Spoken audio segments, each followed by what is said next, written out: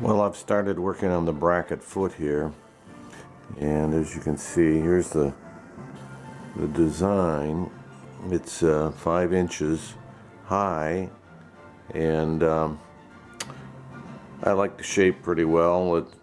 It's a bit bold, but I checked with my consultant in Lincolnshire, Tim Garland, and he gave it his approval, so I think I'm going to make a mock-up and slide it under there first and take a look at it to make sure that it's not too bold of a shape. So we'll see how this comes out. Well, here's the cardboard template in place, and I modified it a bit from the paper pattern that I had. As I cut it out, I realized that these two curves here have to be parallel to each other, so I got them much closer than they were. They may not be perfect yet, but they're closer. So this is a much better design, and likewise this curve here should be the same as that curve there. So we're going to cut it out now in wood and see what it looks like. Well, I've started to work on the bracket feet, and what I've done is trace the pattern on the side of this. It's a piece of 1 3/4 maple that I had for a practice piece, and then these angled braces here allow me to run it across the table saw, and I just estimated the cove, the twist that's necessary to cut the cove, and then made a light pass to see if I had it centered reasonably well. Then I raise it about a 1/16 each time and make a pass. So I'm about to do another one right now.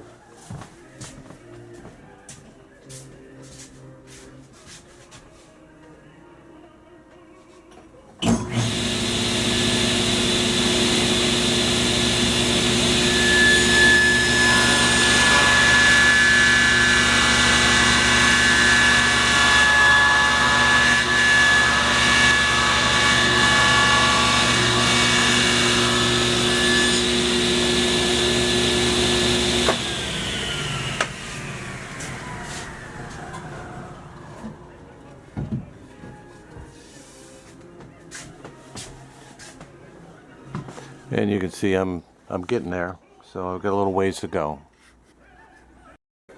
Well, I've cut it as far as I want to go right now. I did move the fence over 1/8 of an inch to get it centered better on the pattern. As you can see there, it's pretty close all the way around. Of course, I don't know that my pattern was a perfect Ogee anyway, but I'm fairly well pleased with where we ended up. Now we have to round over the other side with the hand plane.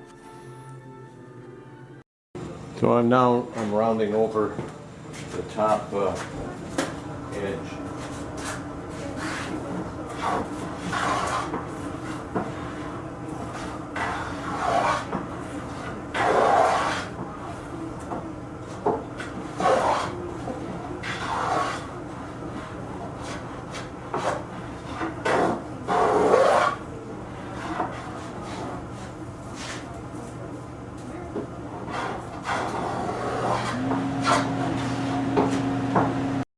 Well, I finally got the profile scraped and planed here. It's pretty good.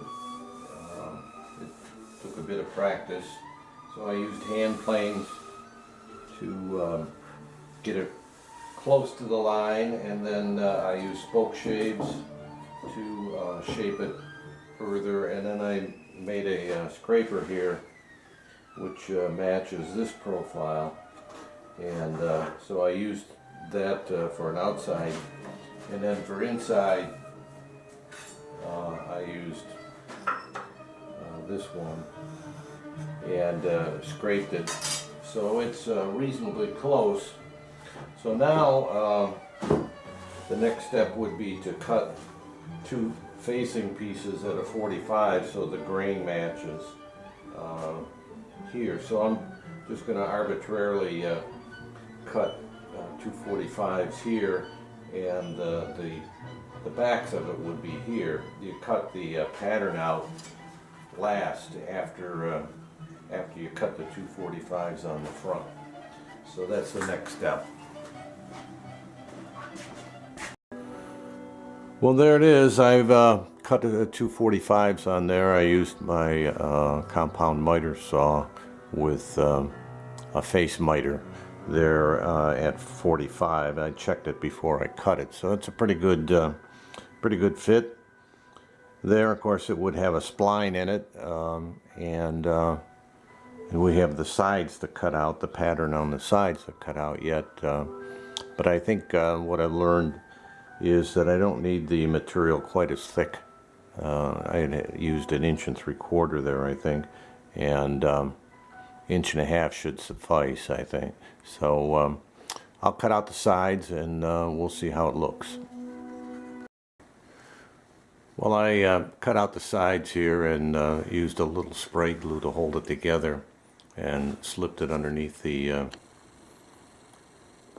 chest here so you can see how it looks, and it's looking pretty good.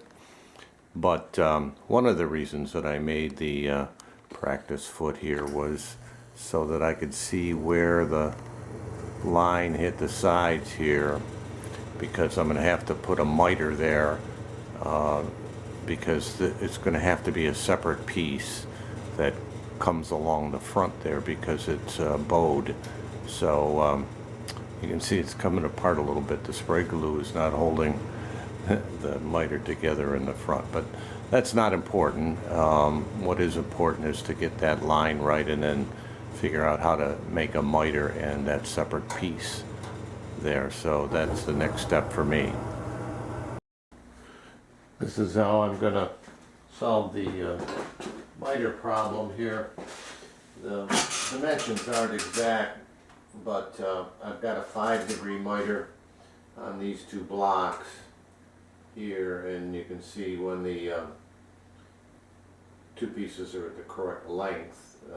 This is chopped off right now, but it'll still have to be shaped and carved there, but not a lot of it to get the curve in there. So I'm going to have to put a 5-degree miter on this face and a 5-degree miter on this face, and then put the pieces back together again. I'd like the grain to match clear across here, so I'll probably leave a little extra like here, like about this amount, and then cut the miter, and then cut this miter and bring them together, then shape them.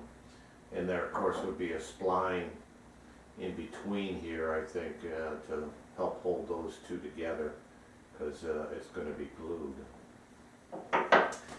So that's the plan.